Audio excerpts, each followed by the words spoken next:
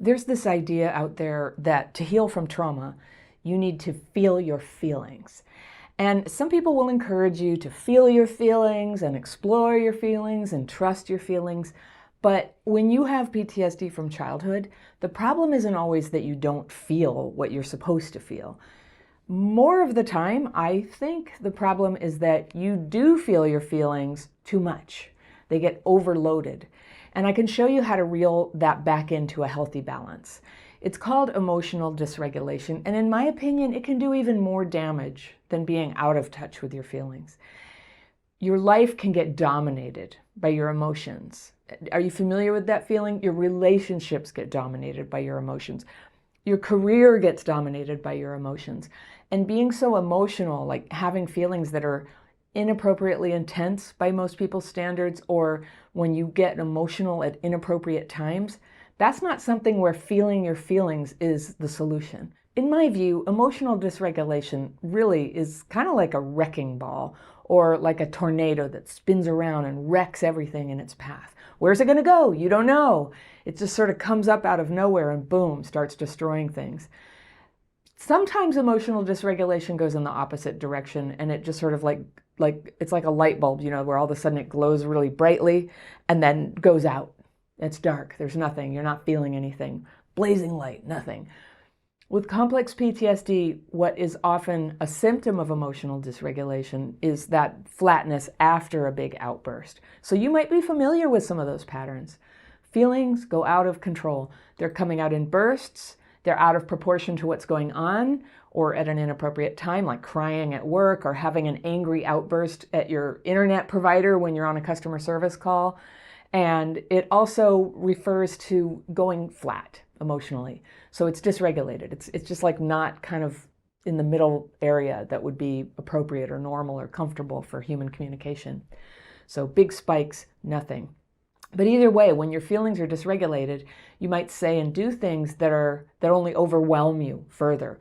And then that actually create new traumas that make your situation even harder than it was. So it can be a vicious circle. So one example could be having an argument with your partner. So let's say something makes you angry. And they forgot you had friends coming to dinner and you cooked, but your partner arrived an hour late. You didn't know where they were. They never called. And the guests arrived and you didn't have an answer for them. And you called your partner 3 or 4 times and you texted and you called and you were getting more and more frantic. You're in the other room to try to hide how angry you are. And the friends are there. And you're trying to act normal and like everything's fine and it's no big deal that your partner's not there. And then an hour into the dinner, your partner walks in. They totally forgot. And they see everyone and they remember, oh my gosh, they're so sorry. And they're embarrassed. And the guests are like, it's fine, it's fine. And you're like, where were you? And you're trying to act normal. You're trying to keep your emotions kind of in the bandwidth of not totally awful for the guests, but you can't. And so they're ready to sit down now and enjoy the company. But for you, it's too late. That's emotional dysregulation at work. Because old feelings of being ignored and abandoned are just exploding up out of the past. It is an offense that your partner forgot. That's not cool. But the intensity that's coming out of you has more to do with the past. You know it because it's like filling up your chest. It's in your gut. It's in your head. You might start getting a headache. And the guests are there. So don't you hate that? Getting emotionally dysregulated in front of company. It's your reaction to the situation that's now ruining the evening. Has this happened to you? In the moment, it feels like these huge emotions are the only feelings a person could have. And now, later, you're going to have the insight that your reaction was actually too much, that you became the problem person of the evening. But when it's happening, it just feels real. It feels necessary to be that angry, right?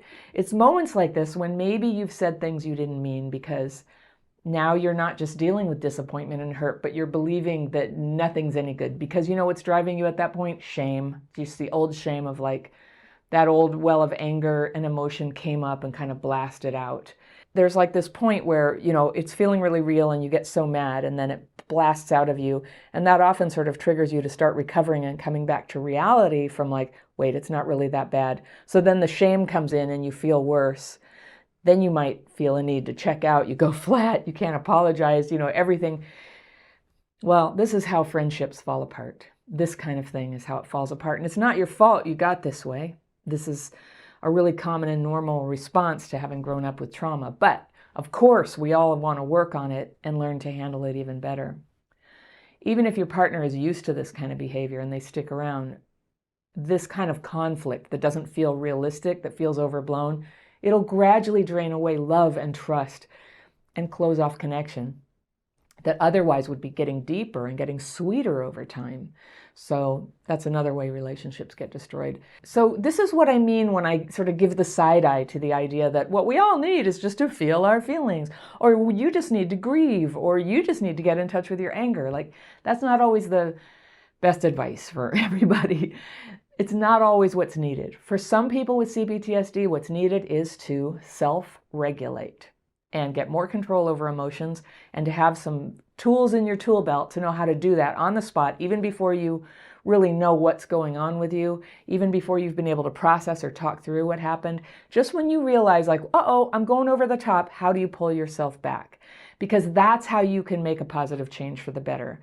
Once you can manage that, you start having a huge amount of space where you can talk things out. You can ask questions. You can express yourself and say, you were late for dinner. We had company. I was so embarrassed. You can say that, but you can say that in proportion to, what the problem really is. All right. So I'll show you how to do that. You'll find that if you can control emotions before they get intense, so starting early, you may have this little window of opportunity to do that. You can avoid a lot of problems that come from overreactions and overwhelm, and it's easier to get back to a calm and regulated state then. So I have a friend who visualizes emotional dysregulation as an airplane taking off. You may have heard me talk about that. And regulating her emotions is what she calls keeping the airplane on the ground. And I love that. That is what it feels like. Because, yeah. And so you can think of that too. How are you going to keep your airplane on the ground? Once it takes off, it's just a great big deal. So how are you going to do that? You can do it. You can stay regulated even when you're upset if you understand what's happening and you practice, practice, practice. So when you go into a strong emotional reaction, one is notice it's happening. Are you flooding with emotion? Are you feeling adrenaline? Are you panicking? Are you starting to cry? So say to yourself, I'm having an emotional reaction. Because it's just true. You can just say that to yourself. Just ground yourself in reality with that. I'm having an emotional reaction.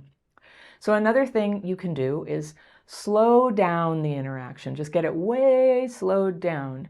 A lot of us are very sensitive to hurrying, and yet once we start panicking, we start rushing. So it sort of compounds itself. So you can just back up, take big pauses between what is said. Take your time to answer, take your time to say things, consider your words, prepare to see things in a new way. Now, a lot of the time, simply slowing things down can reduce the overwhelm. That's all that's needed. Less overwhelm means you can recover your perspective right there and then and experience a little calming effect inside. If you're about to cry and you don't want to cry because you're at work or you're giving a speech or you don't want to be vulnerable in a particular situation, here's a great trick. Imagine that on your stomach, like right below your belly button, that you have a knob, all right? And the knob goes all the way up to 10 or 11 if you like Spinal Tap. If you have emotional dysregulation, it definitely goes to at least 11, all right? So now imagine that the tears are coming because you accidentally left the knob at about 8. So now just in your mind, dial your belly knob just down to 2. Just bring it down to 2. And sometimes that's all that's needed to just stop the tears, control the tears and the sadness. It is like somebody left a gate open or something and the cows are running out. So you just shut the gate or bring it down to 2. You're not cutting off your emotions 100%, but just controlling the opening there. All right, if it's anger that's happening, use what used to be called restraint of pen and tongue. That's a really nice phrase. I use it all the time. It's so helpful to me. And it means don't say anything or write anything, including emails, texts, letters. Don't do it when you're angry. What happens is this venting will escalate your emotional overwhelm and your thinking gets distorted and you might say things you don't actually believe and that you'll regret. And of course, if you've ever had a conflict over text, it never goes well. There's no way to communicate the tenderness or the caring or the listening. It just sounds like somebody snapping, no matter how you handle it. So don't do that. When you're angry, don't write. Instead, because it's important to express yourself, promise yourself that you'll express yourself just a little later when you're calm. You can find a gentle, polite way to postpone any more conversation. You can just say, I really want to have this conversation. It's important to me. I definitely don't want to, get all intense on you. Could I just have 15 minutes so I can, just bring my emotions together? You don't even have to say that if you're at work. You can just say, you know what, I have this other call. I need to go do that. Can I come back and have this conversation with you in 15 minutes? So whether you choose to tell anybody that you're taking time out to emotionally re-regulate or not, people will generally accept that you can continue the conversation later. And whether they realize what was about to happen or not, it's good for everybody for you to show up kind of regulated for all your conversations. It's good for you, it's good for them. If it feels urgent for you to express yourself, that is often a cue that you need to take double time pausing and getting re-regulated. The sense of urgency is not always reliable with CPTSD. It's basically your old emergency response kicking in over stuff that's just about communication or saying how you feel. So when it really is an emergency, if you need to pull somebody out of a rushing river, or you're in an abusive situation and you need to get out the door, of course urgency is appropriate. But if it's just about communicating something or trying to talk something through, if you feel urgency, it's very likely going to only benefit if you pause for 30 minutes or an hour or tomorrow. There's very little that has to be solved in any given day that's important. So if you can come back regulated in more time, that's really good. Don't underestimate the damage you can do when you try to solve problems when you're dysregulated. It's kind of like driving drunk, okay? All right, another thing you can do some emergency writing. And I'm talking about the daily practice way of writing that I teach. I have a free course. I always link it on the free tools page of my website. The free tools page of my website is always linked down in the description section below. But it's called the daily practice. And I teach a specific technique where you can get your fearful and resentful thoughts on paper, kind of ask for them to be removed, rest your mind. Give it a try. So many of us have experienced life-changing healing from being able to put our emotions on paper before just kind of throwing them at another person. It often feels, especially if you were neglected as a kid, that what you really, really need is to tell somebody how much they hurt you, because there's this fantasy that if you tell them, then they'll be like, oh, I'm so sorry. I'll come in and I'll care for you and I'll help you feel better. But in adult life, that's usually not how people respond when we come at them in anger. They don't respond like trying to help us. And if they do, it's probably not coming from a healthy place. But also, it's not realistic that other people can, even if they want to, that they can re-regulate your nervous system. It is an inside job. So we take those feelings to the paper and have a process for relieving them before having the communication. We do need communication, but when it's packed up with all your unmet childhood needs, it becomes something quite frightening and overwhelming to other people. They're either going to run or they're going to pretend, but it's going to be a disappointment and it's going to hurt your relationship. So paper, that's a suggestion there. What I love about paper, you can do this just about anywhere. In the bathroom, you can do it in the dark of a movie theater, you can do it in the car when you're a passenger, not driving obviously. You can do it in bed in the middle of the night. You can do it at your desk while you're pretending to work. And employers, I'm an employer too. But here's the thing. I'm not saying that you should just fake work and steal time from your employer like that, but sometimes the most efficient way to get productive in your day is to take the overwhelming emotions and just get them out on paper so that you can return your focus back to the task at hand. That's a good thing to do.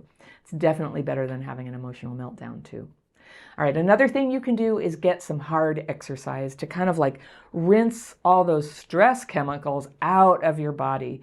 You can run up and down a flight of stairs a couple times if you are physically able to do that. If you can walk, you can take a brisk walk. Whatever you physically can do to get your heart rate up, maybe just break a little bit of a sweat. It just is so powerful to turn around the stress chemicals that are active when you're in emotional dysregulation.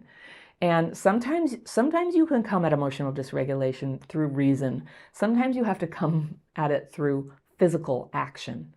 There are a number of ways that you can approach your healing. So I'm giving you a list of them so you can find your favorites. All right, here's one. This is another physical one. You can wash your hands, or in a big pinch, you can take a shower. Wash your hands in cold water, splash it on your face. Everybody does that, right? Sometimes. Or wash your hands in nice, warm, soapy water that feels nice, and just take a minute to feel the water on your hands and the soap and the clean hands and feel how nice that is. You're using these tactile experiences to just sort of come back from this sort of flight away from what's actually happening for your senses right here in the room for you right now. This is called being in your body. And I don't actually believe that people leave their bodies, but that's a metaphor for what happens when our nervous system is starting to shut down, like quadrants of your brain are just going dim, and you're not able to process sensory input from where you are. And that's when you're often vulnerable to outbursts or saying things you don't mean. You want to be in touch with all of your feelings. You want to be in touch with cues. You want to be able to detect danger. Like if you're going up and shouting at somebody on the street, what if they're dangerous? What if they could physically harm you? You need to be tuned in, right? And so that's why physical regulation, neurological regulation goes hand in hand with emotional regulation. So we're learning to master re-regulation of both. It all comes down together, and you begin to be centered in a calm awareness. And you have nice ears to hear what's going on. You have eyes. You have a heart to feel what's going on. And imagine, like, if you could do that, that would change a lot, right? So emotional dysregulation feels to me, and I think a lot of people, a little bit like a trance, like you're hypnotized. You're a little bit out of touch with some things. You're deeply in touch with something else, a feeling. And what you need to develop is to have part of you that can sort of stand outside that situation and go, I see that I'm going into a trance-like dysregulation state. And that part of you that can see it's going on can kind of take you gently by the shoulders and say, hey, come on, Anna. Come on out. Let's get out of this dysregulated state. Let's use some tools. Once you have that part of you that can sort of pull you back a little bit when you notice it's happening, you've just gotten on the path to serious change. That's how you do it. Self-awareness, just enough to pull back. Before you know what to do, before you've solved all your problems, you're just like, okay, this thing is happening. I know it doesn't go well when I, say things and try to solve problems like this. Let me take a beat. All right. If you like, you can talk with somebody who is trustworthy, they understand you, and who's not in that moment in a conflict with you. Very important. Someone else. Sometimes it helps to get an outside perspective. But I don't recommend trying to tell a long story. I don't recommend trying to vent, going into yet another hypnotic trance, and then he did this, and then he did that, and then, have you done that? I've done it. That's bad. That just takes me worse into emotional dysregulation. So the discussion, it doesn't usually work that well when you're already upset. But obviously, sometimes this can't be avoided, and somebody will try to help you and assist you to kind of emotionally calm it. The irony is that one of the hardest things for a person in emotional dysregulation to hear is, can you calm down? Ma'am, please calm down. It's like, whoo, it goes off again. So sometimes it's going to be you by yourself. So one way to check in with yourself when you're having one of those conversations is to ask yourself, is having this conversation making you more dysregulated? Are you feeling more upset? Are you maybe talking faster and faster, louder and louder? Are you talking on top of people? These are signs that you're actually going into dysregulation. So if you can have that part of you stand outside and go, oops, I'm getting more dysregulated. You just find a polite way to say, okay, well, thanks for your help. Now get yourself to a private space with your pen and pencil or your tools, your physical tools, to start bringing yourself back before you begin talking again. Talking is sometimes the gateway drug to more dysregulation, just saying. Sometimes it's useful, sometimes it's not. We need to learn the difference, because when we're dysregulated, the person we're getting all dysregulated on will often also dysregulate, and two dysregulated people will often escalate quite badly. You've probably been there. Everything that needs to be said can and should be said, but not necessarily in that moment. If you possibly can, wait until you're regulated, calm, more lucid, able to feel the range of feelings you have about someone, and not just the angry part, not frantically trying to get them to understand something. These steps, by the way, don't just help you regulate emotionally, but they help you re-regulate your brain and in your body, your heart rate, your breathing, your thinking, your coordination of your feet and hands, your ability to focus. So I have a quiz you can take if you want to check some of the symptoms of dysregulation. If you're hearing this and you're like, wait, that happens to me. I got a list of them and you can check them off on this list. That is in my free tools page too that I mentioned on my website, free tools. The link to the free tools page is down below in the description section. When you're re-regulating your emotions and the intense thoughts keep just fluttering in, just keep reminding yourself to hold the thought and instead focus on next steps, positive actions, positive words. This isn't positive thinking. It's not toxic positivity. This is just redirecting your thoughts when they're sort of going whack to a clearer mental space, because that's part of you too. You have clarity in there. You have a place in there that has less emotional charge, where you can anchor yourself. You can remind yourself that's your home. That's where you go when things get crazy, is into this home inside. You're not suppressing your feelings. You're just postponing expressing your feelings until you're a little more regulated. And contrary to popular belief, by the way, you don't have to talk things out to get regulated. Talking about your feelings, it's important, but there's a time and a place, and sometimes that best time and place is later, when it will be helpful and constructive, and when it will help you have and keep and strengthen relationships with people you love, people you treasure, even though it doesn't feel like that when you're emotionally dysregulated. So when this happens, just keep reminding yourself by silently telling yourself, I'm feeling dysregulated. And then use your tools. Stop venting. Remind yourself that you don't need to express yourself and clear the air right then. Your words will be there. Your feelings will be there waiting for you when you're calmer. You will have access to yourself. You'll be no longer dysregulated. And then when you express yourself, you can do it elegantly and with fairness and love. It'll feel great to keep your relationship gentle like this and to get past the shame of overreactions.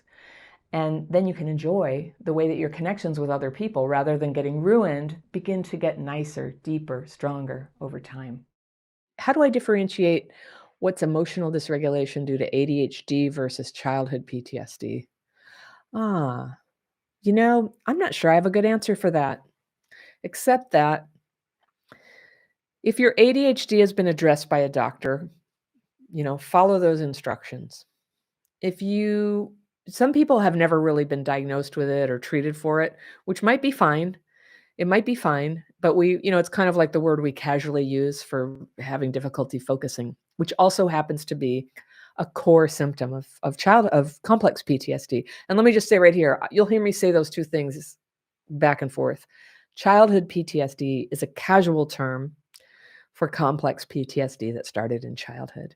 So complex PTSD, or CPTSD, is the official term, but most people don't know what it is. And childhood PTSD, like, everybody kind of instinctively understands what we're talking about. So with ADHD, a lot of researchers who work in the complex PTSD field think quite possibly that a lot of ADHD diagnoses are misdiagnosed CPTSD.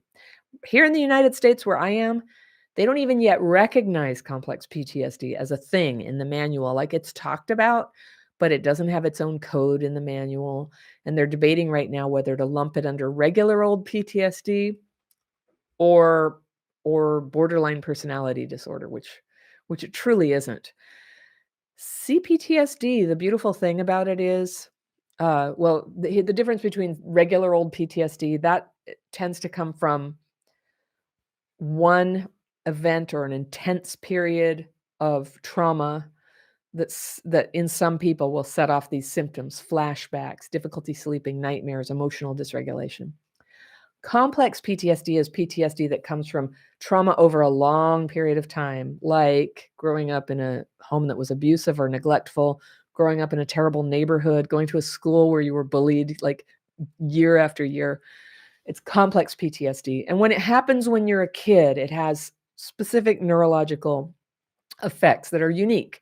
So in my opinion, there's a strong argument to keep complex CPTSD as a distinct category from regular old PTSD. And we always say, like people who have been in combat.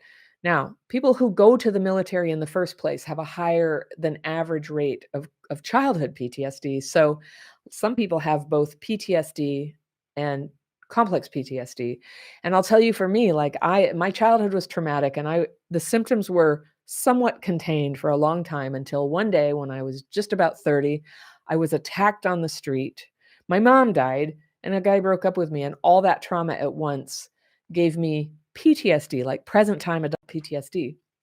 But what also happened is that the Pandora's box of my childhood trauma opened, and all these old symptoms that didn't used to be so bad were upon me.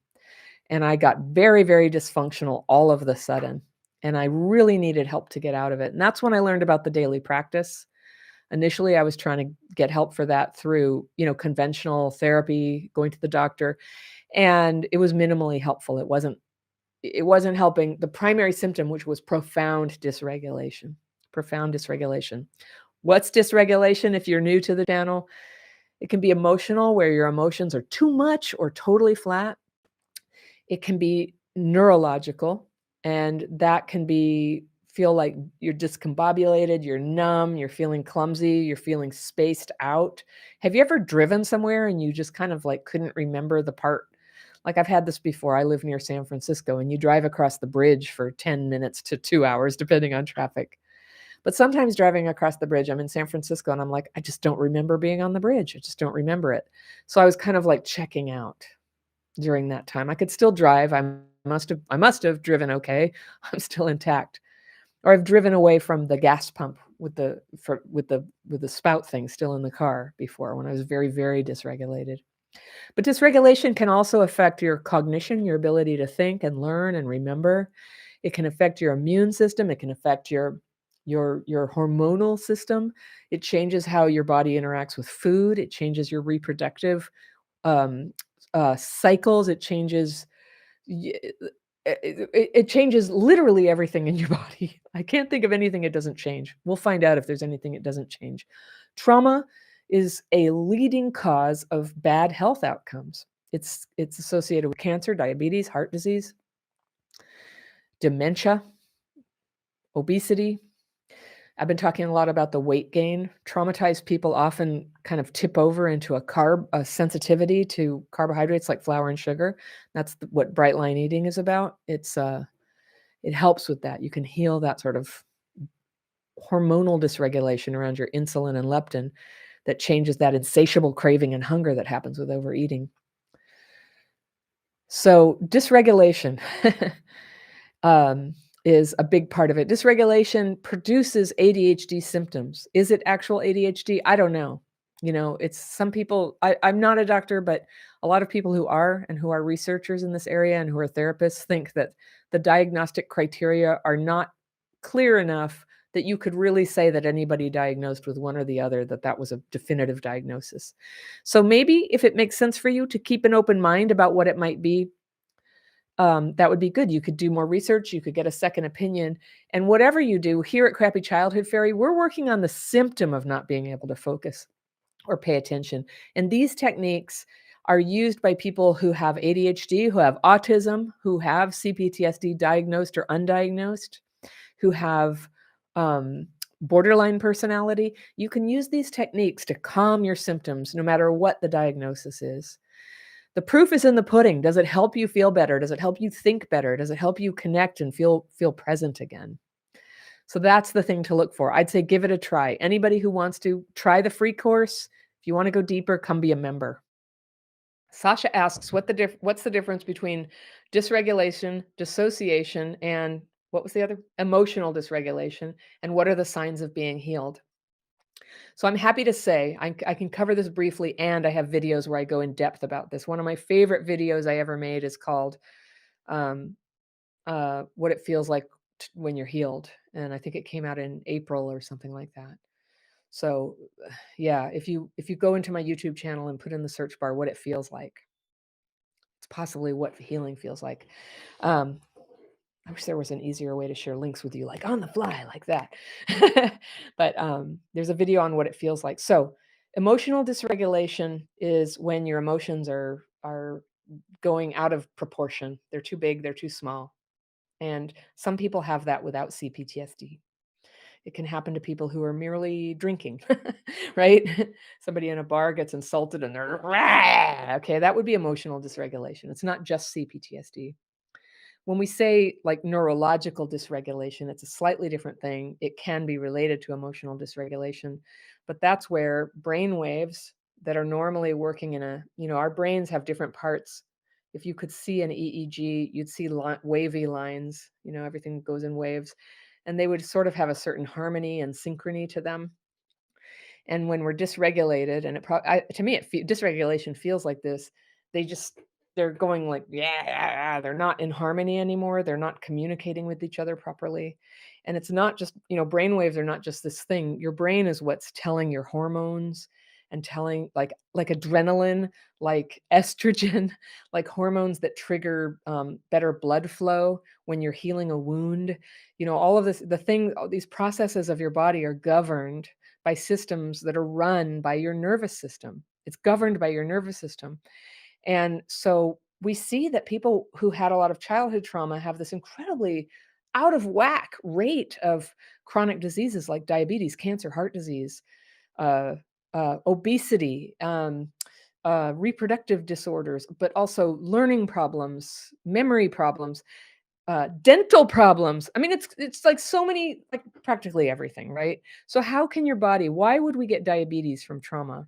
And as far as I can understand from current research, what is believed so far is that it's the neurological dysregulation that's it's giving the wrong information to your body systems that are normally things like when you eat a big bunch of spaghetti, you get a bunch of insulin in your blood, right? Insulin, people know what that is. Well, insulin is then regulated by a second hormone called leptin, which comes in and says, okay, that's enough spaghetti for you.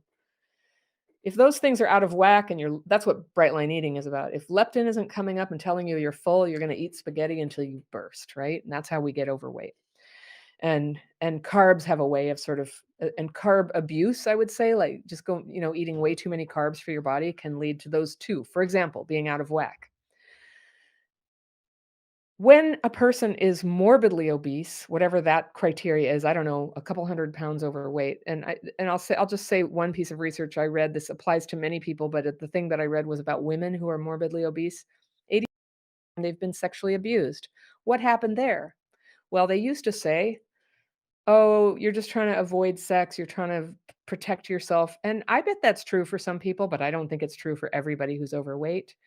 We now know that sexual abuse and any kind of abuse can cause endocrine, that's hormone changes, and that changes how you metabolize food. We know that insulin and leptin relationship you can be born with that out of whack, but you can also be born completely normal and functional and have it ruined by trauma. Trauma can throw it out of whack. So for myself, doing this way of eating that helps me get those two things kind of back in balance by just giving them a rest, not eating all that sugar and flour, I can just say, wow, it really, I suspect that trauma does play a role, and especially getting dysregulated plays a role in me not metabolizing food properly, getting that insatiable hunger and craving, and that when I start healing that balance by just giving a rest to those foods, my dysregulation is a lot less. So I feel intuitively there's a strong relationship, and the woman who created this eating program, Susan Pierce Thompson, says there's a relationship, and I think we're going to keep learning more about it. But dysregulation refers to this phenomenon that can be everything from what your hormones are doing to just like being able to feel your hands, all the physical things, or going numb or going spaced out in your mind when you were just in the middle of trying to say something. So dysregulation has this broad spectrum of what it is. Dissociation, and this is where my expertise is limited, because dissociation is something best defined by people who are doctors and therapists. But dissociation is it's that detached thing, and it has forms that I think are well beyond dysregulation. Who knows? But there's like dissociative identity disorder is a thing, and yeah, it's trauma related. But some of the things that can look like is not feeling real. That's called derealization, where you just feel like you're not really real, or you're not really here, or you're outside watching yourself. Depersonalization, that's like not being you. Like I don't feel like I feel like I'm outside. I'm just watching myself interact with the world. And I know great people who go through that sometimes. And I think that's something probably related to dysregulation. And I used to call dysregulation dissociation, but I don't think everything we have, like when I'm dropping dishes in the sink and my hands are clumsy because I'm stressed, I don't think I just don't call that dissociation, whatever you want, whatever it's clinically defined as. I say dysregulated. I feel like that's a easier word. It's just that thing that happens. We can re regulate. And it's more intuitively understandable. Oh, I'm getting dysregulated. I'll re-regulate. And there was a second part of the question, Harry. Can you tell me what that was again?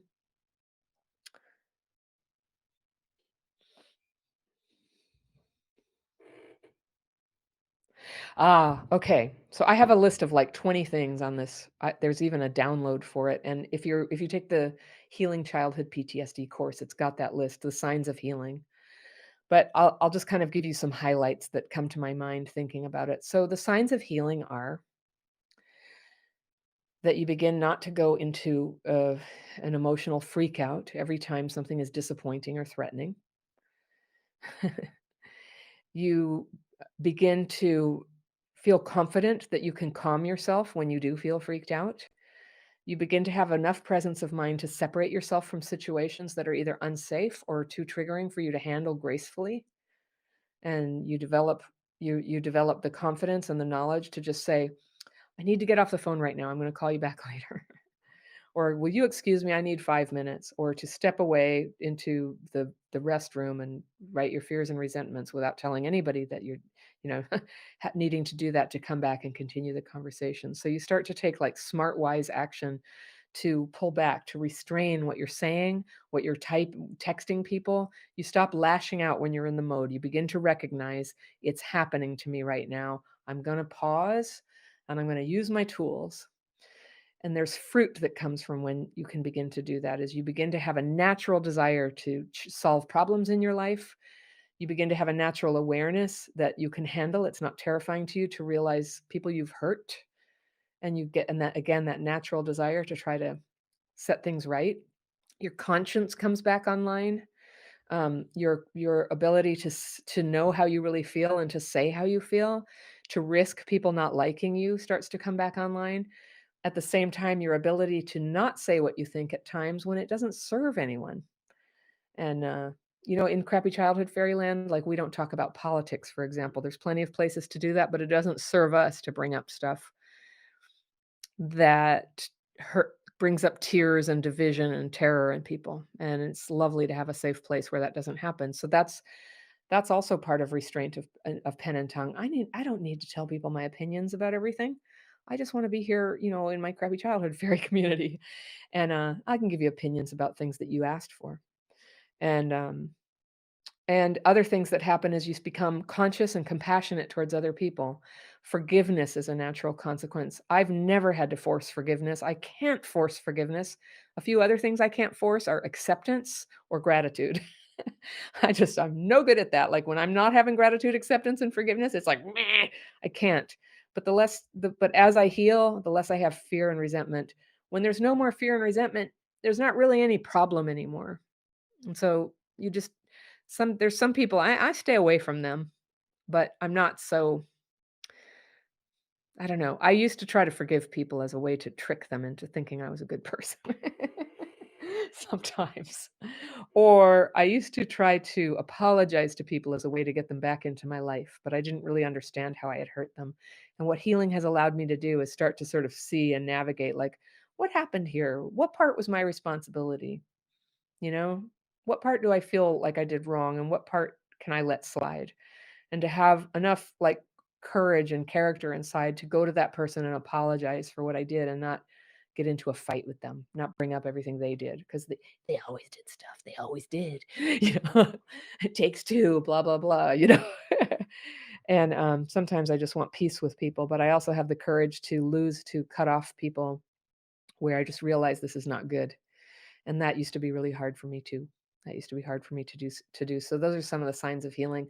And then on the journey, as far as I've gotten on it, what happens then is because all that stuff's going better, my real self begins to show up and manifest, and I turn into Technicolor, like Dorothy when she lands in Oz. That there was this sort of narrow bandwidth life before, and all of a sudden my being manifests, and my being has so much, just so much to share. And crappy childhood fairy, this was an idea in my mind 20 years ago. I couldn't even think of doing it. Too angry, too triggered, too self-hating. And then I got free of enough stuff that I started giving it a try, a little at a time, a little blog, a little this there, and here we are. here we are. This is as far as I've gotten on the road, and I'll find out what's next, and I'll keep telling you what's happening for me. But that's the goal. We're not just trying to replace the pill we take. We're not just trying to stop the pain. We need that. We need to stop the pain. We need to change the way we're living. But ultimately, we need to become who we really are and bring those gifts into the world. Everybody needs you. You are needed. This world is going to be amazing when all of you are back fully yourselves and bringing it, and not just losing your shit every time something is hard. I'm not saying that as a criticism. I'm saying that as a fellow sufferer. And we're going to learn. And sometimes people are like, but the world's in crisis, and it might be in crisis, and what are we going to do about it? Right? We're going to become strong and lucid and clear-headed so that we can sort of hang there and not just, what people with CPTSD do, we latch on to extreme ideas. We're very quick to get into things about like, these people are good and these are evil. Sign of healing is you're past all of that. You start to see that everybody, all humans, have a lot in common. We're all pretty good. We're all capable of evil. Got to work that, or evil will get the better of you. And it's hard. It's harder for some people than others. And some people have real disadvantages. And so every time that we have the advantage of a little bit of regulation and healing, then it's our obligation to step in there and be a source of good and light for people. Not saving everybody, not rescuing codependently, but bringing our gifts, bringing the good that we have to bring in the world in our special way, our personal, individual way. So, yeah, I'm seeing a lot of enthusiasm out there. Yay. I want to tell you what I've been doing to climb back out of deep dysregulation and turn my horrible day into now finally a good day. It's a series of actions I take when I get really overwhelmed, which happens, so that I can get back to feeling alert and peaceful and focused and friendly. Got to be friendly. So that's really important. Feeling irritable isn't going to work in the job that I do as crappy childhood fairy. I need to be in a pretty good place to turn on the camera and make these videos or do group coaching calls. A lot of the stuff I do, like, it's really interactive, so I need to be in a good place. Getting dysregulated will cost me the ability to do what I love and to do this job, so it's really important for me to stay regulated. So I'm going to try to resist getting into the story of what happened. Like, it's very tempting to tell you all the dirty details, but getting into the story is one of the things that dysregulates me. So just to give you a sense, I paid a lot of money, I didn't get what I expected, and I felt ripped off, and I felt like I was getting gaslighted about what was promised versus what was given when I, kind of confronted the situation. So I think I could have pulled away easier sooner, but there was this pretty good chunk of money involved, and I couldn't get it back. So I felt like I had to keep pushing to work it out. And I saw this coming for several months. Like, stuff was bothering me. The problems were beginning to show up. But, I told myself, it'll get better. It's probably just me. I'm just being paranoid, blah, blah, blah.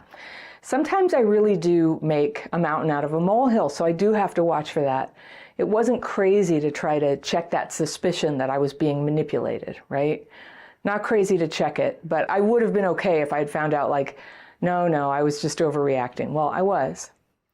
Whenever I questioned what was happening, the vendor would say a whole bunch of like words, and it would have a big put down in it. And they would say, oh, you're just a complainer. No one else has ever found fault with my work, and stuff like that, like, when you think about it, it couldn't really be true. So I would just feel awful. I would just feel like really small every time we tried to talk about the project and problems that were happening in it and try to resolve them, like, in good faith.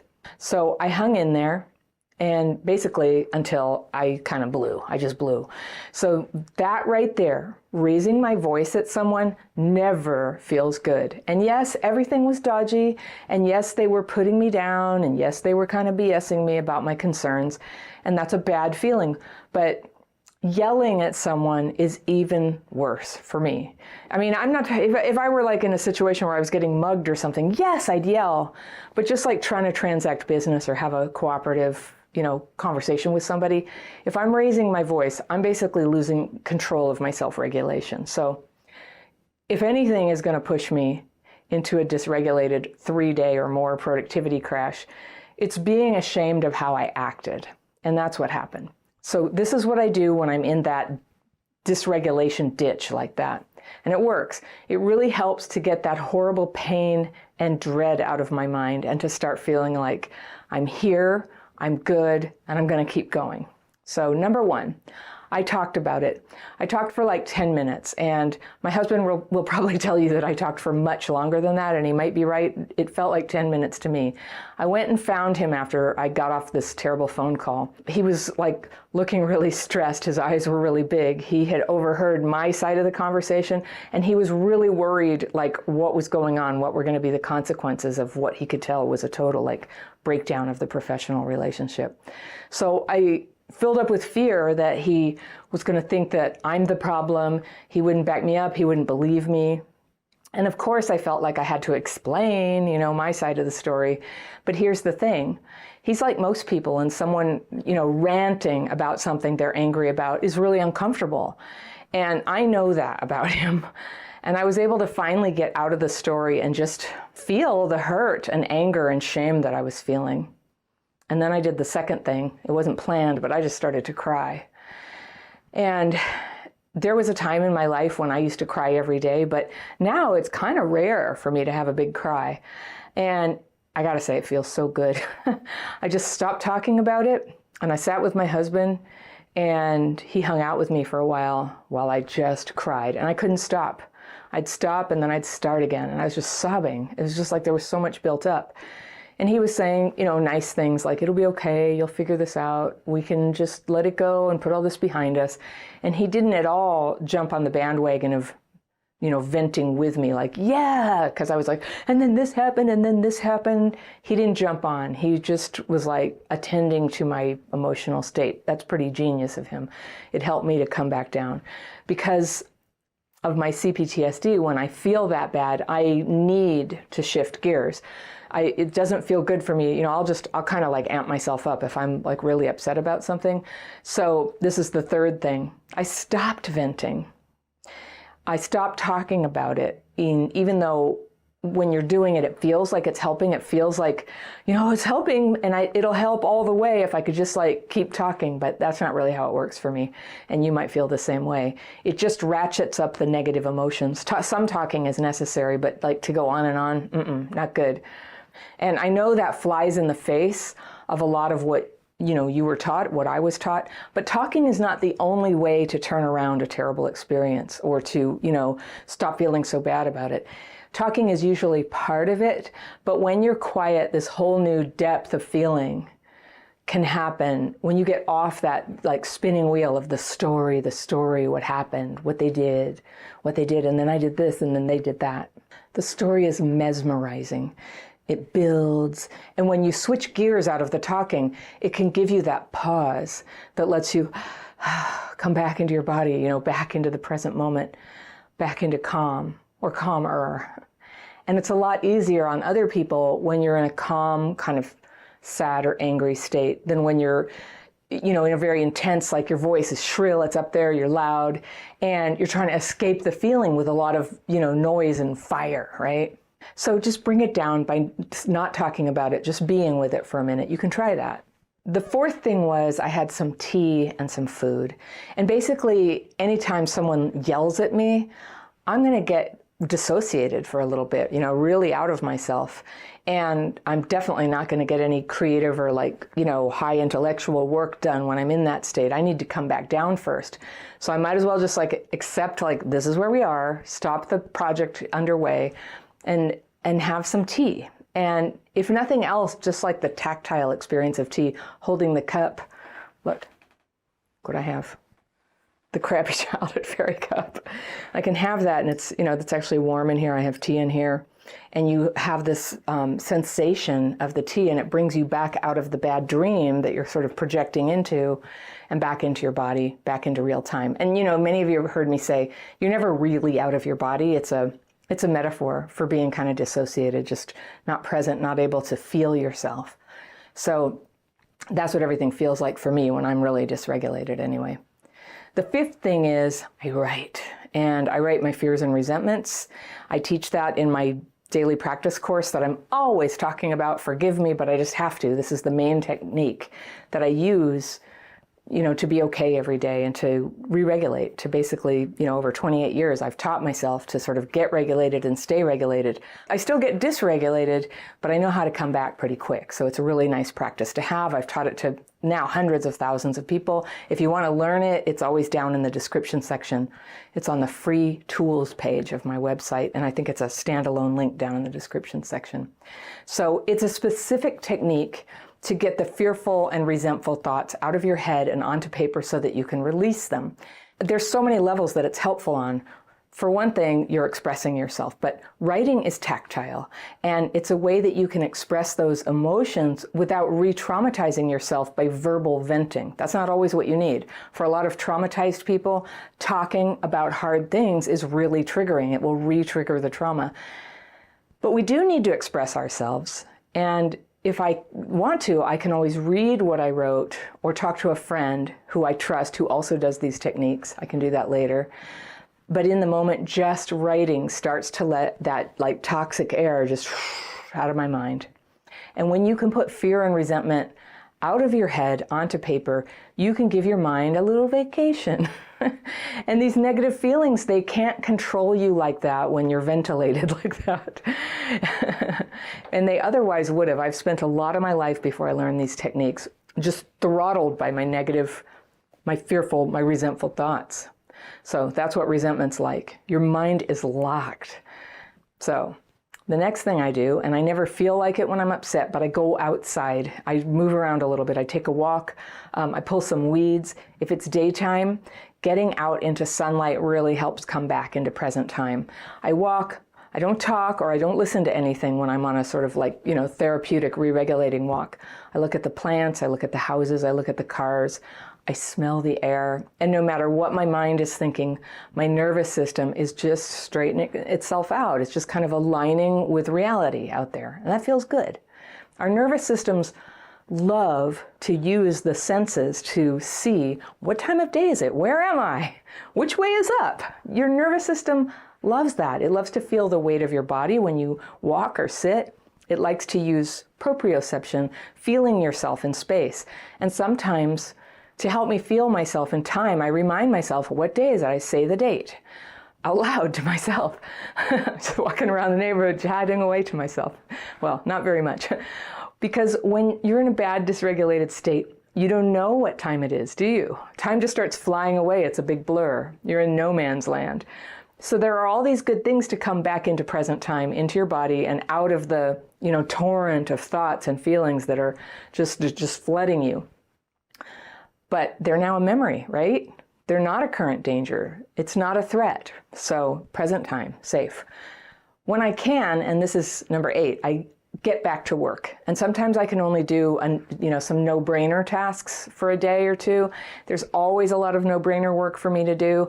But after a couple days, I start getting anxious about not getting through the real work, which for me is making videos. So it took me, at least 4 days of doing no-brainer stuff, filing, making lists, copying lists onto some sort of digital thing. I didn't need to cry about it anymore, but I limited how much I talked about this thing that happened that, I'm still like really unhappy that it happened, but it's coming down. The level of upset is coming down. I just stopped talking about it. I ate good food. I made sure to get protein in every meal. That's very grounding. And my meditation, man, when I'm dysregulated like that, it gets pretty wobbly. It's hard for me to, just even do the time. I'm sitting down, I'm looking at my watch, I'm fidgeting and everything. But I do it anyway. And I made sure to get a little exercise and, keep going outside when I could. And when I started working on videos again, at first, to help myself do it, I use a timer. So I set a timer for these 25-minute increments, and I make myself just work on one thing at a time. So if I finish it inside the 25 minutes, I go right to the next thing. I have a list of things I'm going to go through, and I just do them one thing at a time for 25 minutes. Then I take a break, then I do it again. So that's a method called Pomodoros. If you're interested, you should Google that, Pomodoros. It's a lovely technique.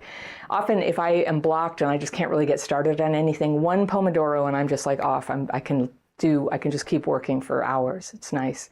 So But when you're doing it, no checking email, no phone notifications, no cups of tea. You just do one thing for 25 minutes. And I have like little Post-its I put on my door to say I'm doing a Pomodoro. And so my family knows to kind of just let me be for a little bit. And I'll come out and talk to everybody during my break. And focusing deeply on my work, it feels therapeutic to me. It helps me. Another thing I did after this upset, it had been like 3 days. I went to a 12-step meeting and I didn't speak there, but it was really good to sit with other people, especially after all the meetings, for a couple of years were only online. It was like, this is one of my first few like face-to-face meetings. And it was so nice. I was just like listening to people, hanging out, really paying attention, and just really getting uplifted by them talking about their recovery. That's a really positive thing. And then I used a tool that happens to be very healing for me. I made a list. I like lists. I'm a list person. When I was ready, I thought through the steps that I wanted to take to get a new vendor and close up the agreement with the former vendor.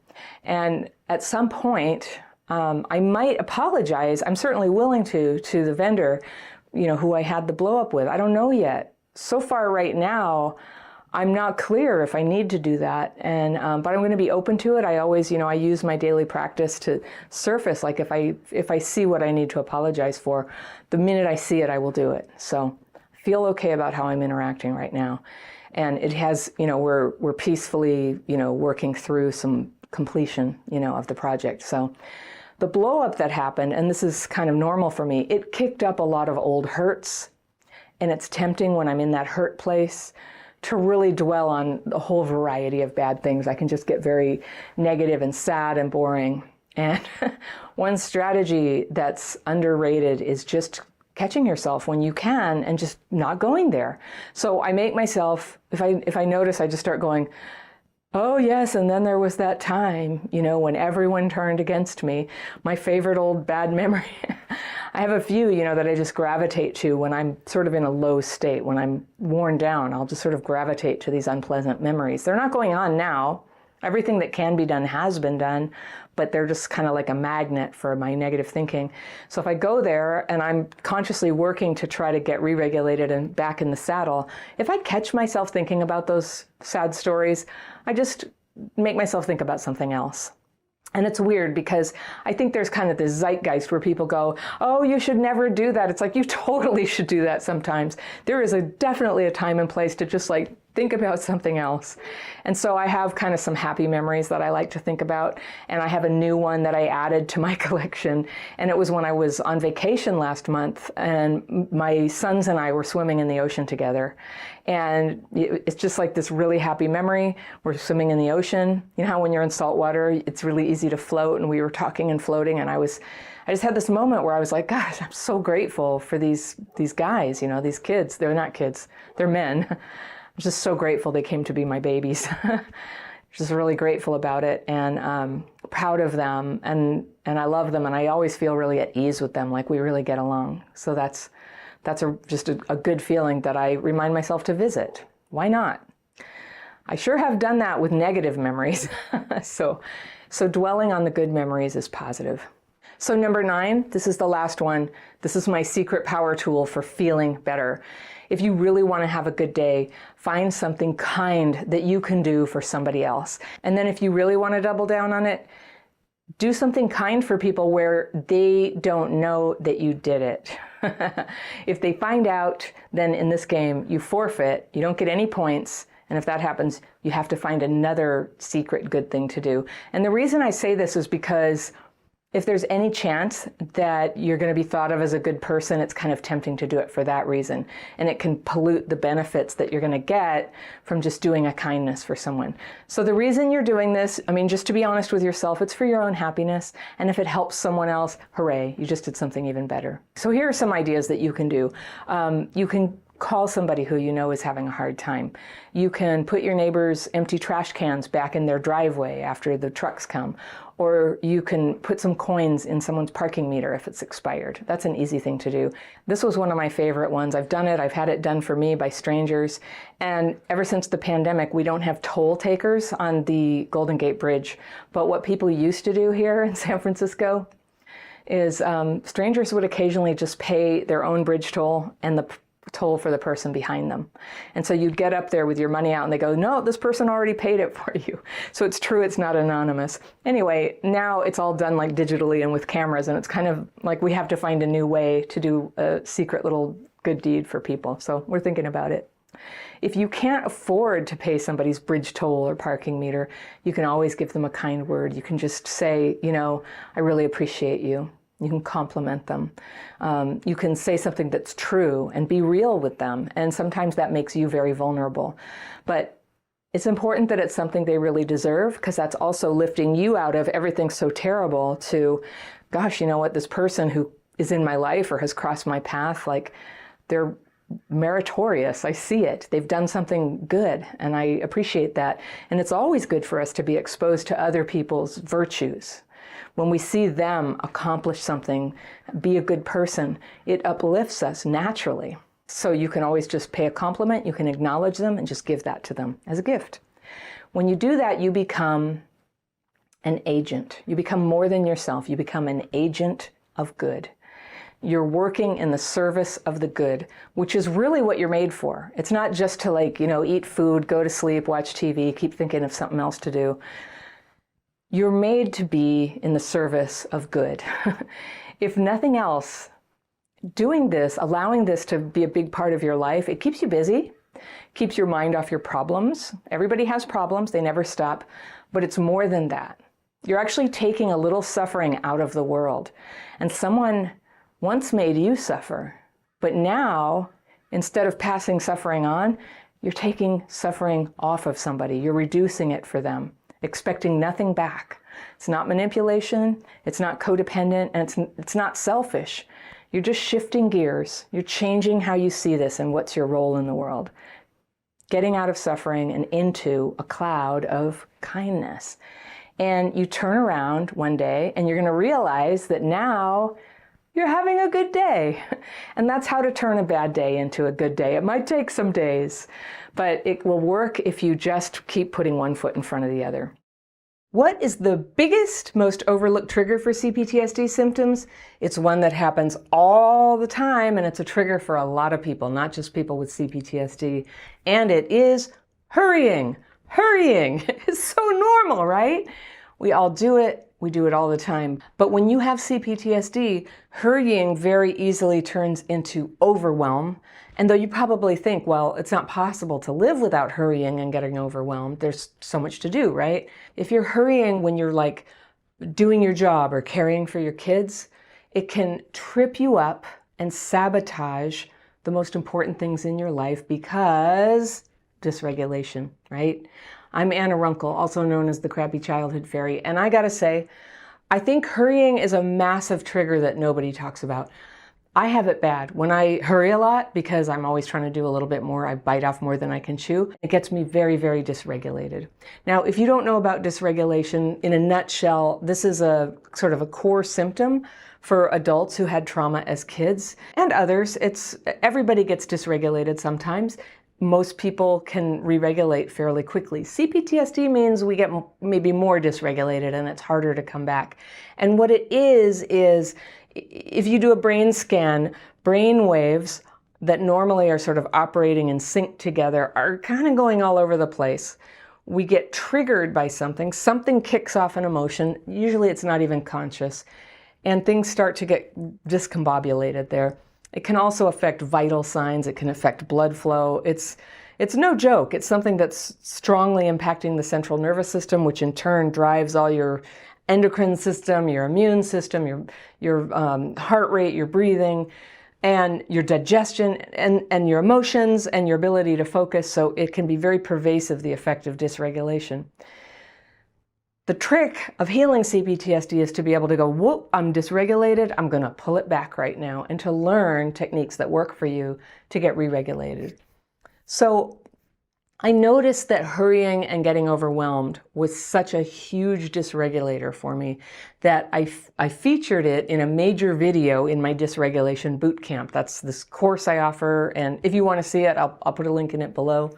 But just for now, I want to give you some tips on how to notice when the hurrying trigger is is happening and how you can start to change that. So hurrying it's a common thing that people do. It's a dysregulator, but it's also just common.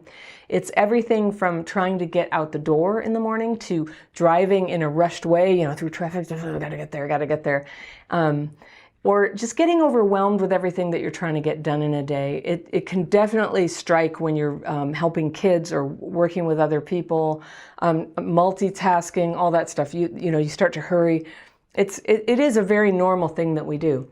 And here's the thing, most hurrying comes not because of society, not because of technology, which some people might say, but it's from something more ordinary than that. And are you ready?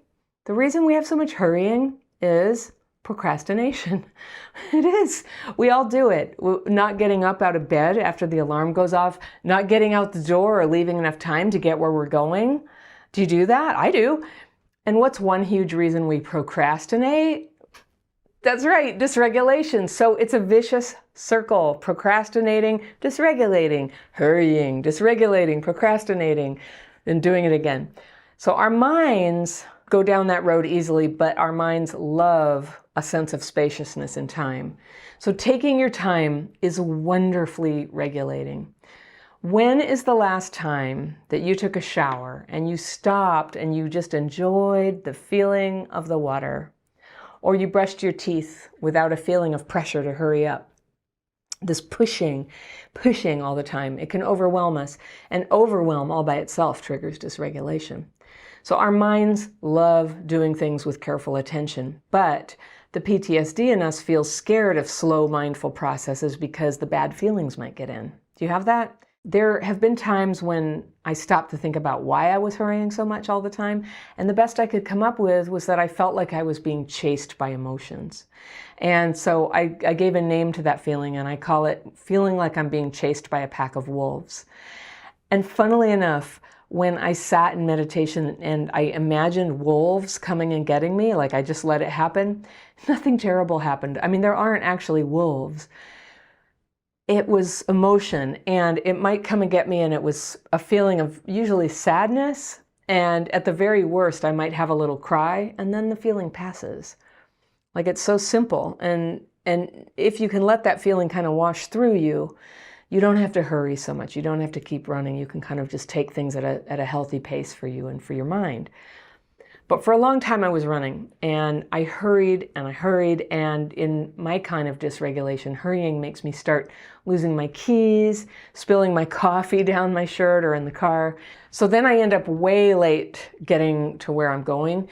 And one time, in a 2-week period where I was intensely dysregulated, something really bad had happened. I was really, really in my PTSD. But I drove away from the gas station with the pump still in my car. And then I also rear-ended a truck on the freeway. So talk about those brain-wavy lines like a river running over rocks. It's just like, it was so hard for me to stay focused enough to do a sequence of things like pump the gas, take it out, put it back in its holder, screw the cap on, shut the door, get back in the car, start the car, drive away, pay attention to the cars in front of me on the freeway, key thing. Luckily, no one was hurt, but it was a couple weeks in my life that made it very clear to me that something was wrong. And in a way, I'm grateful for those times because nobody was hurt, because they propelled me to find out what CPTSD was. I ended up getting EMDR right after that period, and it did amazing things for me because I was dysregulated by some recent traumas that had happened. So you can learn about EMDR in some of my other videos on treatments. So I'll be sure to put a link to that down below too, so you can learn about treatments if you like. But when I'm dysregulated, also some other things I do is I'll start bumping my head. I drop dishes. I'll be washing dishes, and I'm not like applying pressure with my hands to them and holding them. They're just kind of slipping out, soapy dishes. And the worst of it is I can't get anything done. When I'm dysregulated, I'm sitting there and I start a task and then I distract and I go do something else. And they say that a lot of people who have been diagnosed with ADHD, once their practitioner knows about CPTSD, sometimes that may be what it is, that it mimics ADHD. because of that difficulty paying attention and focusing. So the difference is with CPTSD, you can learn to re-regulate, come right back, and do things one at a time. I use a little task calendar called a Kanban flow board. I love it. And I tell you, I should get kickbacks because I always talk about this. There's a lot of Kanban tools, Kanban. And I write my tasks there and I color code them and I pay attention to this list, like in the morning, in the evening, sometimes throughout the day. I delete things I complete.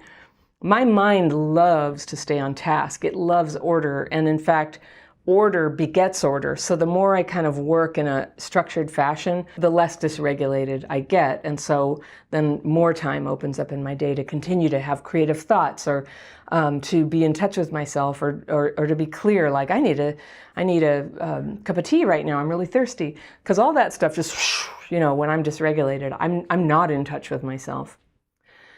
So the irony about hurrying is it just ends up making everything take longer. So you do have time to slow down.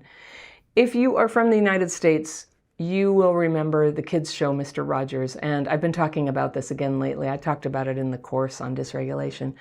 But I was talking about Mr. Rogers again for people from Australia and Europe who were on the call I was on. And he is one of the heroes in my pantheon of people who helped me survive my childhood with my spirit intact. And there's this beautiful documentary that came out a few years ago called Won't You Be My Neighbor? And I highly recommend it. It was really neat for me to see that the way that he was wonderful for me was intentional, that he saw himself as sort of having a ministry to help kids who were struggling. And it worked. It worked for me. There's also a movie, a dramatic movie about him where Tom Hanks plays him, and that's called, I think, Beautiful Day in the Neighborhood. And I loved that movie just as much. I cried. It was really nice. What a good person. My grandmother, who cared for me after preschool every afternoon when I was like 4 years old, she used to let me watch Mr. Rogers, but she wouldn't let me watch other TV shows because she said that most TV shows were too, I don't know what she said at the time, but what I remember what she meant, and it was that they were frenetic. And when I watched cartoons and things, just like regular old Bugs Bunny, it got me wound up. And definitely when I was 4, she knew that I was going through trauma at home. She knew. And I was terrified of really silly things like dripping faucets. I was completely like, if a faucet had drips coming out of it, I would go into absolute panic that the whole house was going to fill up with water. Or the other thing is, and we lived in the San Francisco Bay Area, and in San Francisco there's very steep hills. And sometimes when you're a little kid in the back of a car and a car is going up the hill, you can't see what's on the other side. And it's not until you're totally going down the hill that you can see that it's a hill, it's not a cliff. And I would just absolutely be freaking out in the back seat that we were about to go over a cliff. And when I think about that now, I just feel really sad. I feel really sad that I thought that my parents would ever just like intentionally drive us over a cliff. So yeah, my grandmother knew, and she let me watch Mr. Rogers, and he would start each episode by walking into this fake, it was like a set. It was a TV set, but it was his home, and he would come in the door and he'd say hello, and he would sing the song that he always sang when he was coming in the door. And he would walk over to the closet and he'd open the closet and he would take off his sport coat and he'd put it on a hanger, and then he would take out his sweater. It was like a cardigan sweater that he wore. I think it's in the Smithsonian now. And he'd put that on. He always had like a shirt and tie. He was like a proper 60s dude. Put on his sweater. Then he'd take his a pair of sneakers out, like Keds, out of the closet, and he'd go sit down on the sofa. And he'd take off his leather shoes, and he'd put on his sneakers, and he'd tie them, and he'd sometimes have a little commentary. I'm going to tie my shoe. I'm going to tie that one. I'm going to tie that one. And it was totally mesmerizing. And it would just give me such utter peace inside to watch him do these tasks slowly and carefully. And the camera would give you this close-up view of each shoe while he tied it, so you might learn a little bit about like how to tie a shoe. And he made that show because he knew that a lot of kids were going through trauma. And this is what he did. He hung out with us for half an hour each day. And he says in the documentary, he was trying to like make you feel seen and validated. And he did. It's a great show to watch if you just want to know like how to be with kids too. How do you make a kid feel seen and validated like that? So you may have people who you loved during your own childhood, who you loved exactly because they helped you to learn to move at the right pace for your brain. Like, we don't really give thanks for that very often, but there are some people who help you move at the right pace for your brain, and those people are very comforting to be around.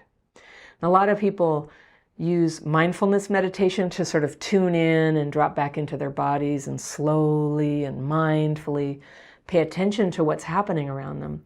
And this is really powerful for CPTSD if you can manage it. And that's something a lot of the leaders in the trauma movement recommend, mindfulness meditation, along with some other things. I do a different form of meditation, but even if all you can do is just catch yourself when you're hurrying and go, whoa, I'm hurrying, I'm feeling really stressed right now, I'm getting overwhelmed, and then drop down just temporarily to half speed. Like, you might only need to go at half speed to just finish getting something out of the drawer and shutting the drawer. But just doing it slowly so you're not just banging around and clanking your hands into things.